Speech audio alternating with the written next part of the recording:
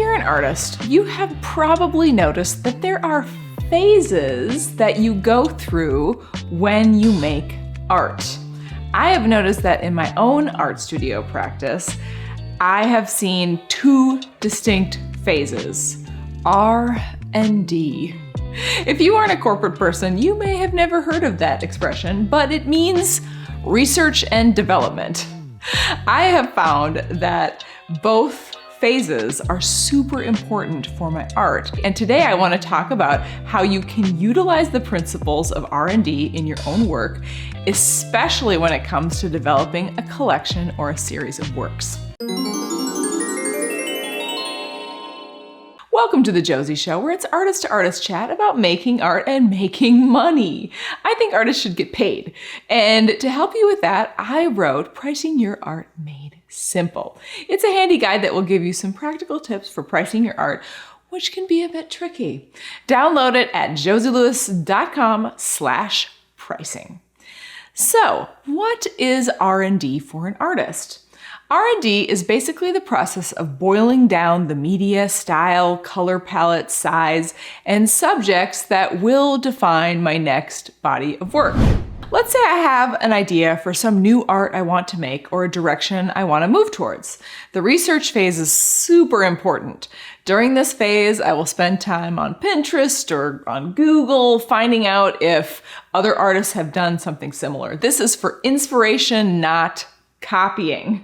I will look at the materials I could use and price them out. I will create sketches and concepts.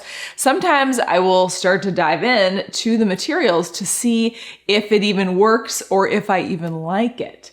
Once I've decided to move forward and I have my supplies and plan in place, then I need to start making the things. This phase often happens in a series, but the art I make in this time period could be called sketches or experiments. I often find that my brilliant ideas from 3 a.m. are not as easy to execute in the way I originally conceived. I may need to gain skill in the new medium. I may need to make many of something to figure out my unique voice, to explore the materials, to discover new possibilities, and, this is key, eliminate possibilities. Often these works are just trials. Once I figure out the look and the style of something I like, and I know I have the skill and tools to create more of it, I can start the series.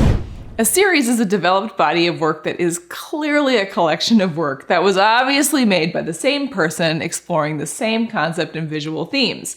Over the course of an artist's career, an artist could make many collections or series. Some may be directly influenced by the last series, but most new collections will require an element of R&D. Some artists will stay in the research or experiment phase perpetually, and they will never move past it into the development and collection generation phases.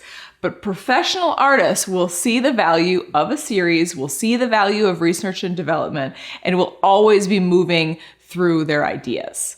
We talk a lot about how to develop your unique voice and your collections in Art Revenue Coaching, which is my private membership. The doors are closed currently, but they'll be open soon. So if you're interested, you should hop over to my website, josielewis.com/arc, to see what the membership is all about and put your name on the waiting list. Anyway, where are you on the R&D phases of your current work right now?